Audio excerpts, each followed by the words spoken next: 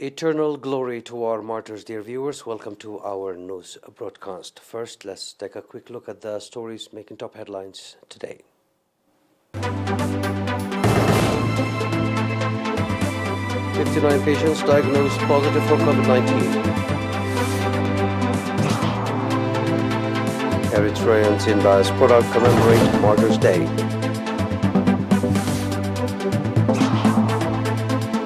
Well, dead as tropical storm Claudette lashes south U.S. WHO declares end to second Ebola outbreak in Guinea.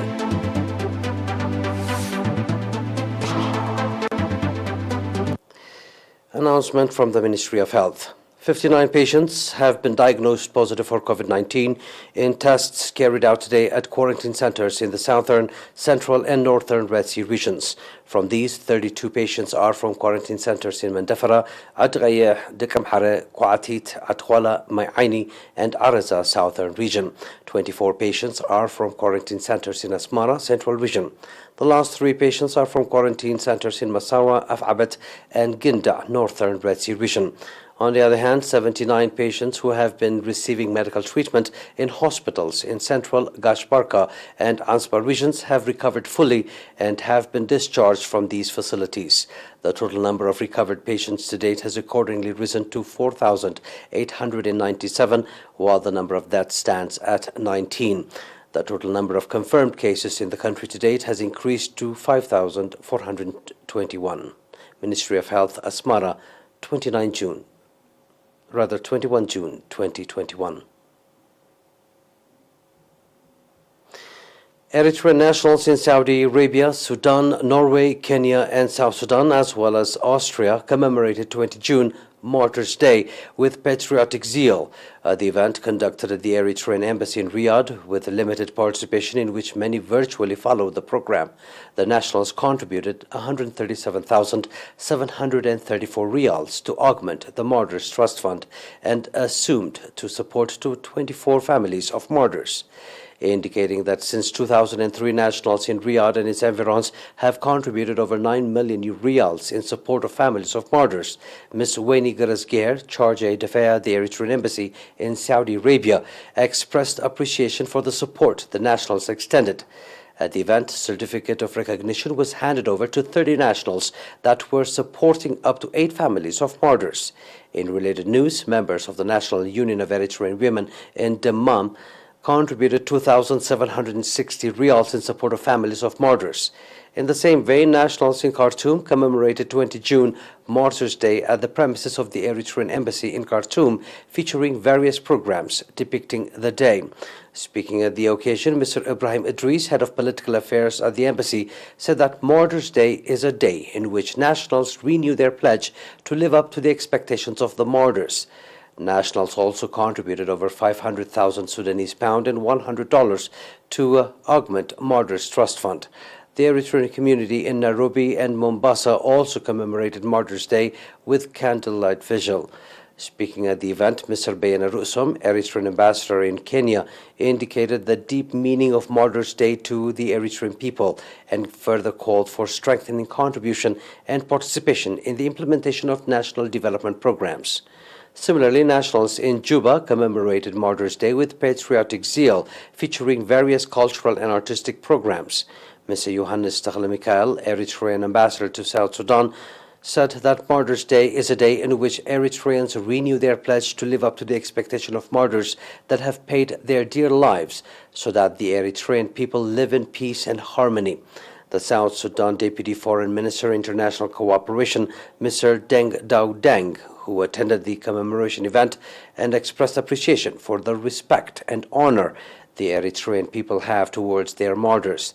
Eritrean nationals in Vienna, Austria, commemorated 20 June Martyrs' Day, featuring various programs. According to reports, Eritrean nationals residing in Ethiopia and Qatar commemorated 20 June Martyrs' Day with candle vigil.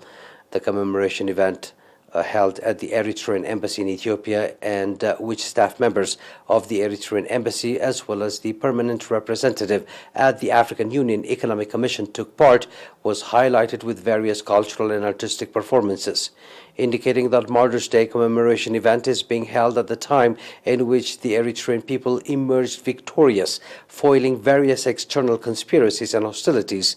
Mr. Samara Rusom, Eritrean ambassador in Ethiopia, called for reinforced participation in the national affairs.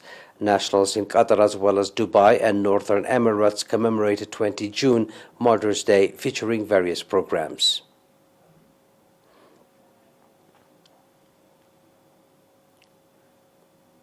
Inhabitants of my Aini administrative area, Godaifa subzone, contributed financial support to 67 families of martyrs in their area, indicating that the support has been extended for its fourth round. Mr. Tawalda Zawaldi, area administrator, said that in this year alone, the residents contributed 350,000 nakfa and was disbursed to 420 families of the martyrs and disadvantaged families. In related news, martyrs statue that was erected by the residents of was inaugurated yesterday, 20 June. Speaking at the event, Ms. Saliha Muhammad, administrator of Dagahamus subzone, expressed conviction that the statue will play due role in transferring the heroic feat of our martyrs demonstrated during the armed struggle for independence, as well as in safeguarding sovereignty to posterity. At the event, residents have dug over 200 holes for tree planting at the premises of Mba Takhara Junior School. In related news, residents of Hadamu administrative area, Dikamhara subzone, contributed over 19,000 nakfa to families of martyrs. Speaking to Arena, Mr. Yamana Abarra, administrator of the Dikamhara subzone, said that the support was in continuation of the support being extended to families of martyrs in various localities. Those are domestic news. Please stay tuned for the international right after the short break.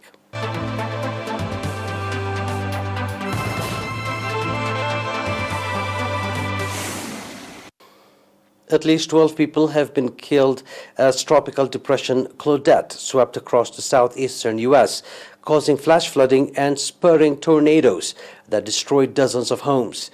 10 people, including 9 children, were killed Saturday in a 15-vehicle crash about 55 kilometers south of Montgomery on Interstate 65. Meanwhile, a 24-year-old man and a 3-year-old boy were killed when a tree fell on their house on Saturday just outside the Tuscaloosa city limits. A tropical storm warning was in effect in North Carolina from the Little River Inlet to the Down of Duck on the Outer Banks. A tropical storm watch was issued from South Santee River, South Carolina, to the Little River Inlet, forecasters said. An Ebola outbreak, which started in Guinea in February, infecting 16 people and killing 12, has been declared over. The West African country's health ministry and the World Health Organization said health authorities were able to move swiftly to tackle the resurgence of the virus after lessons learned from previous outbreaks in Guinea and the Democratic Republic of the Congo. In February, Guinea launched a vaccination drive to halt the spread of the disease. Among these approaches was the implementation of ring vaccination that allowed people who were around individuals infected with Ebola to be vaccinated very quickly and protected with 100% efficacy. Fund provided by the international community in response to the previous outbreak also played a key role in tackling this year's Ebola crisis.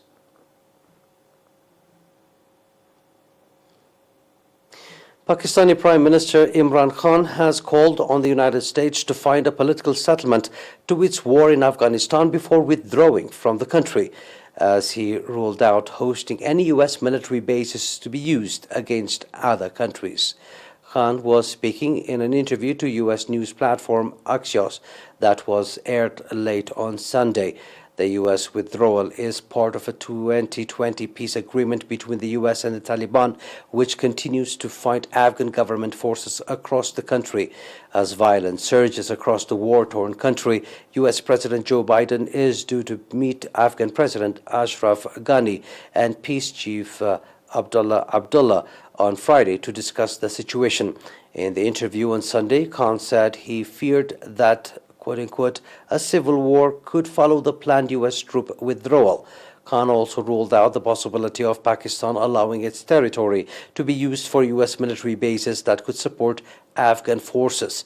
Under the Obama administration's ramped-up drone war in Afghanistan and Pakistan had secretly allowed the U.S. to operate drones both over Pakistani territory and from at least one base in the southwest of the country.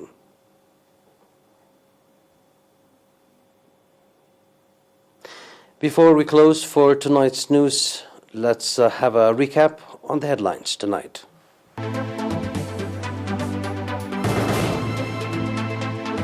50 patients diagnosed positive for COVID-19.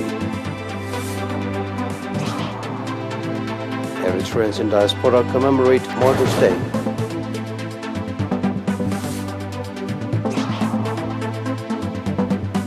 Dead as tropical storm Claudette lashes southeast of U.S. WHO declares end to second Ebola outbreak in Guinea.